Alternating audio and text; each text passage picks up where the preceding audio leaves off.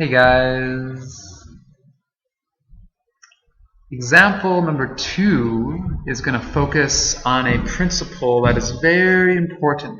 This is one of the most important principles to understand, which is the principle of superposition. Ooh. Superposition is exactly like when you were adding amplitudes of interfering waves. They superimposed on top of one another. Similarly, if a force is exerted on an object by more than one charge, so for instance, if we have 3 charges in a row, let's have a positive Q here, and a negative little q here, and a positive q here. Actually, let's make the one on the right negative. And let's separate these guys by a distance d. So I'm going to switch from R to D here, and you guys should be comfortable doing that. You guys should be comfortable switching your variables. Take control of your algebra. Don't let your algebra control you, you control it.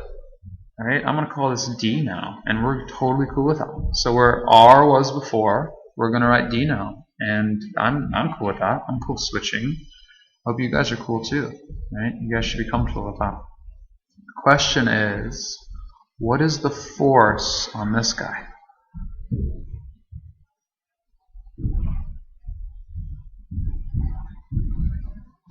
Literally that. What is the force on this guy? So these are all in a line, and the point is that this charge will exert a force on this charge, and this one will exert a force on this charge. So we'll call this one charge 1, call this one charge 2, and you guys are going to want to follow a very specific set of patterns here to do this. So if you have your own way, do it your own way, but I would follow this way first because it simplifies it dramatically, and it uses the principle of superposition perfectly. So what you want to do is one at a time. So you want to do it one at a time. Draw direction first.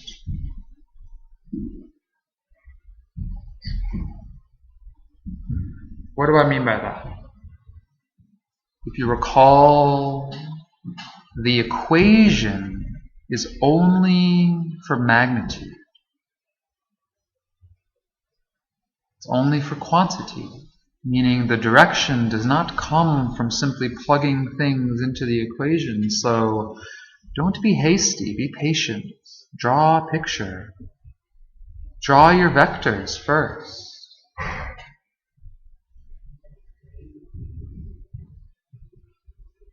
Charge 1 will exert a force on this guy in what direction? Positive, negative. Opposites attract, meaning this will exert a force to the left. Label it F1 because it's from charge 1. Yes, this will also attract this guy, but never draw this arrow. Why not? Why don't we draw this arrow? Yes, these guys are attracting each other. Yes, this is also F1. Great, grand. Who cares? Why does that matter? It doesn't.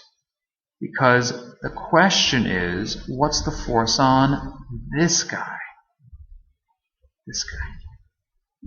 Only focus on one charge at a time. See how happy he is? He's like, give me attention. Don't worry about him. This one is causing the force on this, and this one's causing the force on this. But you don't want to write vectors on different objects. You're just going to clutter your diagram.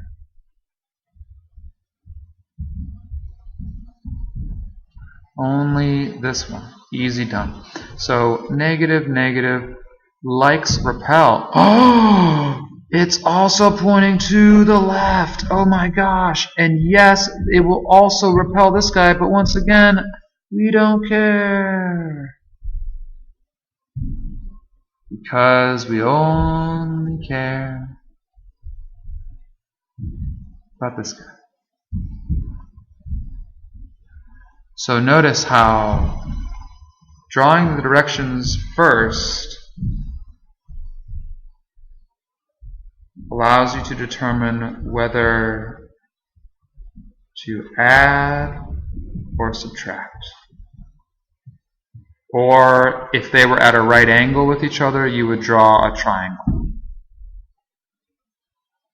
I hope you guys remember adding vectors in 2 dimensions. For instance, if f1 was this way and f2 was this way, you do that and take the hypotenuse, and f total would be like that. I hope you guys have done that before. We'll do a little bit of that, but let's keep it in one line linearly for now. One-dimensional, so much easier. So they point in the same direction. So notice we're not using these to determine the direction directly. We're using them to determine them by opposites attract, left. Likes repel is also left. Whoa. So same direction we had. And then you use the equation for magnitude. Now we can plug in numbers. So f1 is to the left, f2 is to the left. We add them, and f1 is equal to, so notice I just took these vectors and I drew them down here on our little charge, right? A negative q. I put a negative sign here, I'll put it here. That's better. What is it? K, Q, Q over D squared. Never plug in the negative sign. Never ever do it. If I did, I would get a negative and then I would get 0 total force, which is not true. It's not 0 total force. F2 is going to be K, Q, Q. Notice that these Q's are individually charge 1 for F1 and charge 2 for F2. They are the same, even though one is positive and one is negative. And then we, of course, divide by the distance squared.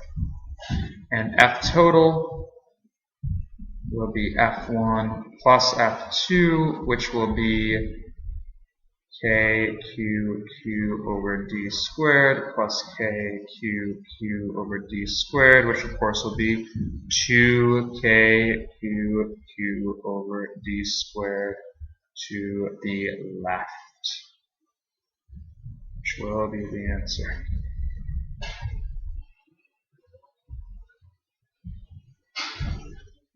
The equation gives you the magnitude only. So if I were to plug in a negative sign here and negative, negative here, I would have gotten that this is negative and this is positive. And if I add them, I would have gotten 0, which would have implied that these would have canceled out. But they don't. They don't cancel because they were both pointing to the left. Number 1 is drawing it towards, number 2 is pushing away. Those exacerbate each other. They superimpose on top of each other, and therefore we simply add them as vectors. And the vector direction determines everything.